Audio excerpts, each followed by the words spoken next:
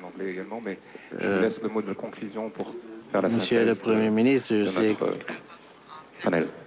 Merci, Monsieur le modérateur. Je pense que la principale préoccupation qui a été exprimée ici tourne autour d'une notion de plus en plus chère à tous les Africains, c'est celle de la souveraineté, qui n'est pas exclusive en réalité. Il ne faut pas l'entendre comme ça. Aujourd'hui, nous sommes dans un forum pour attirer des investisseurs, les inciter à s'intéresser à l'Afrique, de manière générale au Sénégal.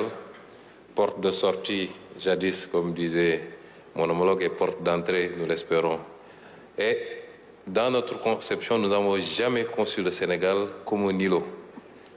Quand on parle du Sénégal et partout où on va, c'est comme on parle du Sénégal comme d'une plateforme dans un cadre intégré, sous-régional et africain, puisque nous parlons de ZLECAf de plus en plus, et indépendamment des processus politiques. Et c'est pourquoi je me réjouis de la présence ici de mes homologues du Burkina et du Niger. Ça, c'est les processus politiques. Mais nous avons des destins liés.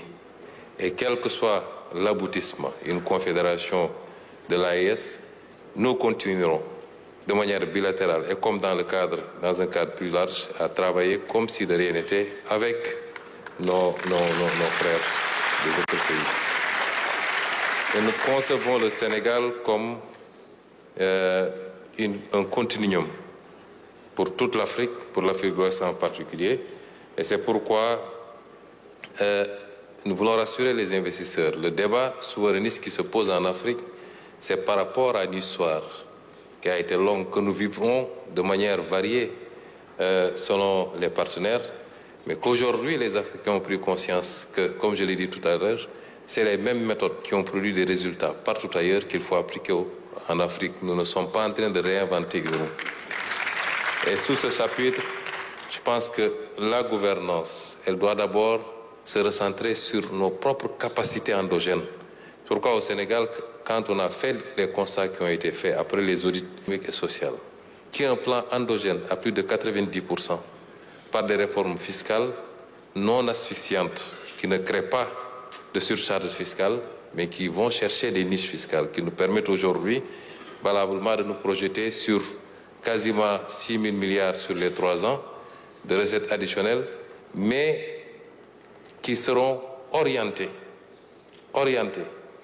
en complémentarité avec ce qu'on peut faire avec le secteur privé, vers des investissements productifs, vers la relance des grands chantiers chers au président de la République pour ce mandat-ci. Cela est extrêmement important. Ensuite, nous avons beaucoup parlé des ressources. Effectivement, l'Afrique en est vraiment bien dotée. Mais jusqu'à présent, ça n'a pas beaucoup produit. Et ces ressources-là, il est important. Est-il admissible que le Sénégal et son voisin, la Mauritanie, découvrent du gaz et que ce gaz ne profite pas à notre transformation industrielle avant toute autre chose? Ce n'est pas normal.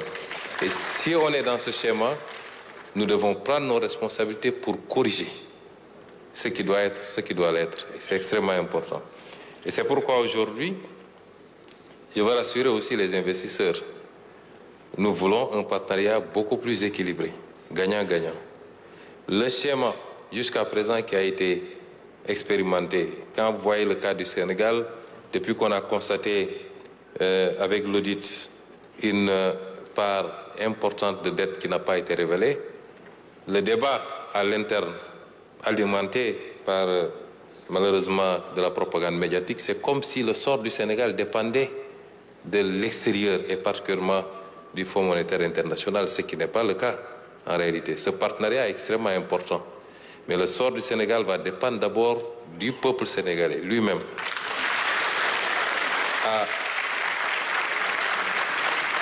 À faire le sursaut qu'il faut à travers ce plan de redressement économique et social.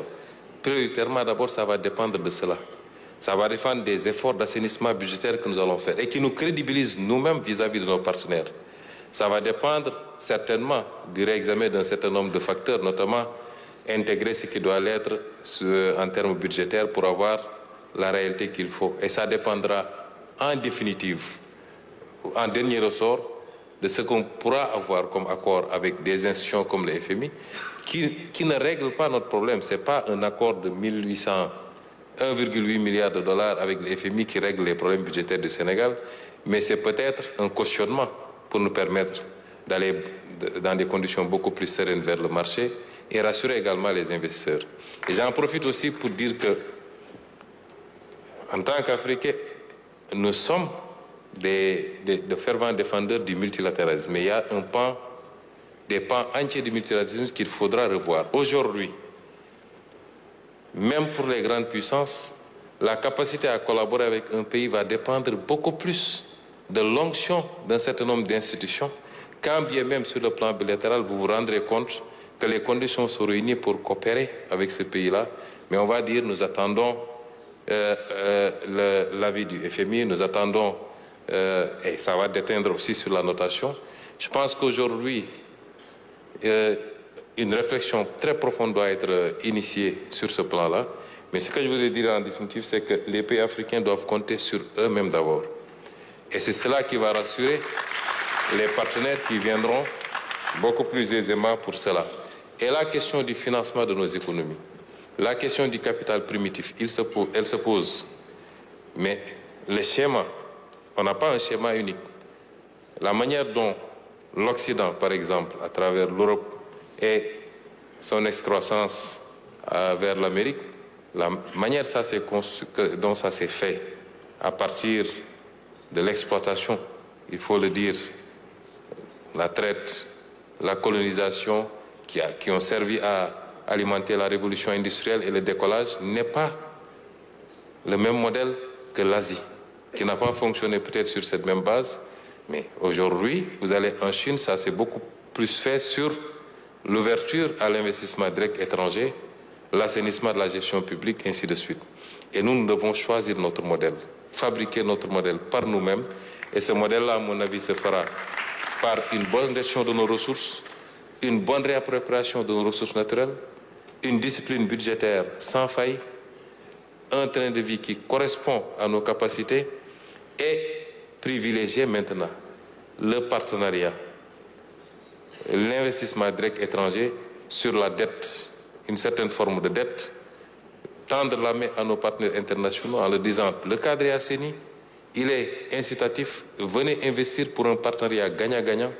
Nous ne tendons pas la main, nous ne voulons pas de dons. Ce que nous voulons, c'est qu'ensemble, nous co-construisons un développement qui soit mutuellement bénéfique et non un système tel que nous l'avons vécu jusqu'à présent, qui consiste à venir pomper les ressources en Afrique, les rapatrier ailleurs. Comme je disais dans une de mes publications, les ressources, il y a une libre circulation des ressources, mais on refuse la libre circulation des personnes. Et c'est ça qui nous a conduit peut-être à ce schéma-là. Mais cela ne nous dédouane pas aussi de nos responsabilités, de la responsabilité de nos autorités. Il faut du courage politique dans les prises de décision. Prenons un exemple très simple, la monnaie pour la zone Afrique de l'Ouest. Et je demande à nos autorités, on a 2 présidents de la République ici présents dans la salle, il nous faut avancer sur ces questions-là qui ont été résolues partout ailleurs dans le monde, quelquefois de manière unitaire, pour ne pas dire la plupart du temps. Combien de pays ont une zone monétaire commune? C'est très peu. C'est pratiquement l'exemple qu'on a, c'est l'Afrique de l'Ouest et l'Afrique centrale. Pourtant, les autres pays s'en sortent plus ou moins. Nous connaissons les problèmes, nous savons les réformes qu'il faut faire. Depuis des années, c'est posé sur la table, mais il y a un manque de courage politique. Et il est temps que nos autorités prennent les responsabilités pour faire les réformes. Autrement, les peuples les feront à leur place. Je vous remercie.